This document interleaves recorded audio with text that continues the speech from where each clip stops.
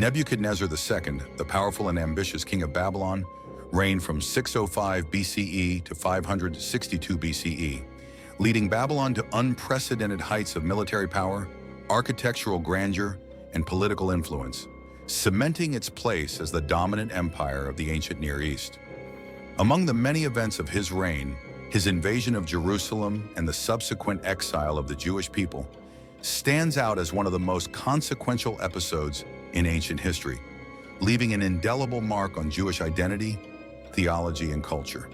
The Kingdom of Judah, located at the crossroads of powerful empires, had been a vassal state under Babylonian domination following the defeat of the Assyrian Empire.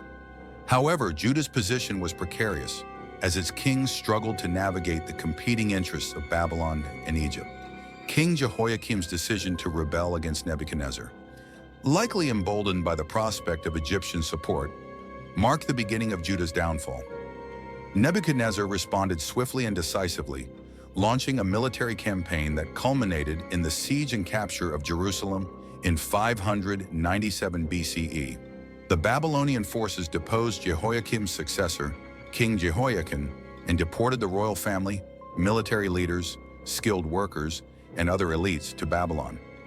This deportation, known as the First Babylonian Exile, was a strategic move designed to weaken Judah by removing its leaders and most capable citizens while enriching Babylon with a skilled and resourceful labor force. Nebuchadnezzar installed Zedekiah, a member of Judah's royal family, as a puppet king, expecting loyalty and obedience. However, Zedekiah's reign was characterized by political instability, internal divisions, and poor leadership, which ultimately led him to rebel against Babylon, ignoring the prophetic warnings of Jeremiah, who urged submission as the only way to avoid disaster. Zedekiah's rebellion in 589 BCE provoked Nebuchadnezzar to launch a second and far more devastating campaign against Jerusalem. The Babylonian forces laid siege to the city for nearly 2 years, a period of immense suffering for the inhabitants. The siege was marked by starvation, disease, and social collapse, with the population trapped inside the city walls as supplies dwindled. Biblical accounts and historical records describe the horrors faced by the besieged, as people resorted to desperate measures to survive.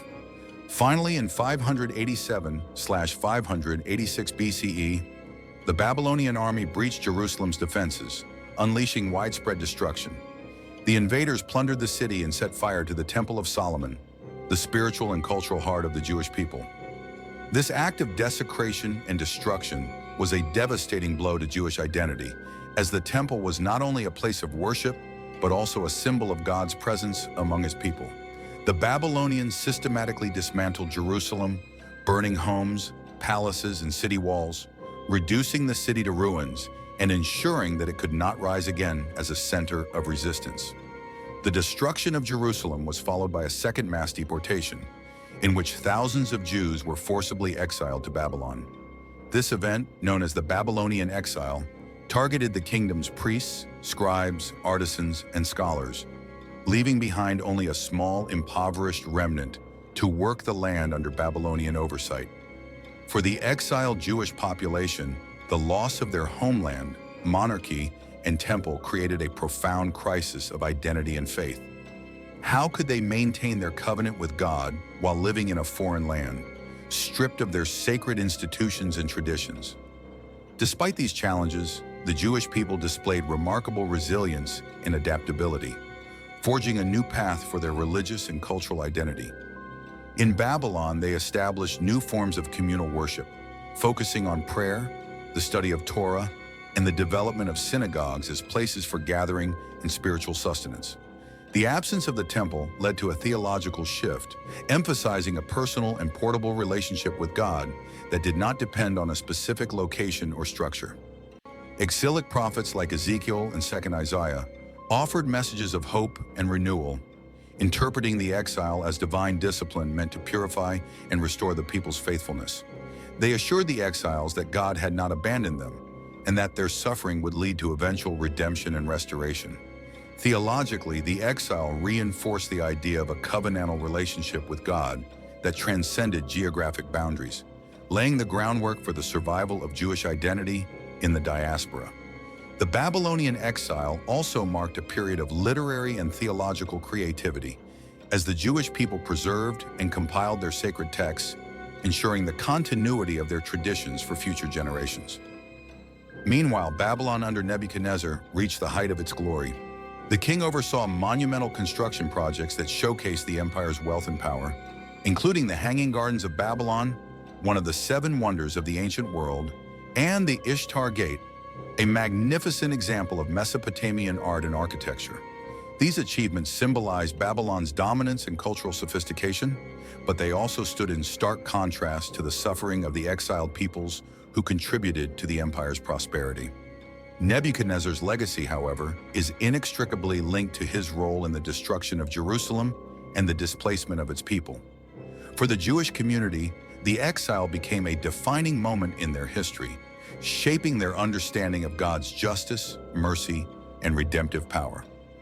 The destruction of Jerusalem and the exile were interpreted as divine punishment for the people's sins, particularly idolatry and social injustice, but also as an opportunity for renewal and repentance. This dual narrative of judgment and hope became a cornerstone of Jewish religious thought, influencing their liturgy, scriptures, and worldview for generations to come. While in exile, the Jewish people contributed to the cultural and economic life of Babylon, earning respect for their skills and intellectual achievements. However, the hope of returning to their homeland remained alive, sustained by prophetic promises and a deep sense of identity rooted in their covenant with God. Decades later, the Persian king Cyrus the Great conquered Babylon and issued a decree allowing the exiled Jews to return to Judah and rebuild the temple in Jerusalem. This event, seen as a fulfillment of prophetic visions, marked the end of the Babylonian exile and the beginning of a new chapter in Jewish history. The return from exile was not without challenges, as the Jewish people faced the task of rebuilding their community, institutions, and identity in a land that had been devastated by war and neglect. Nonetheless, the experience of exile and return became central themes in Jewish memory, inspiring their scriptures, songs, and prayers. Nebuchadnezzar's invasion of Jerusalem and the Babylonian exile were not merely historical events, but transformative experiences that reshaped Jewish theology, culture, and identity. They also had broader implications for the ancient Near East, highlighting the fragility of empires and the enduring impact of conquest and exile on the lives of conquered peoples. The fall of Jerusalem to Nebuchadnezzar remains one of the most significant episodes in biblical history, a story of destruction and resilience, loss and renewal that continues to resonate in the collective memory of the Jewish people and the broader world. Through the exile, the Jewish people learned to adapt and survive, carrying forward the legacy of their faith and traditions, even in the face of overwhelming adversity. Nebuchadnezzar's legacy, therefore, is a complex one, embodying both the heights of imperial ambition and the depths of human suffering, a testament to the enduring interplay of power, faith, and resilience in the history of civilizations.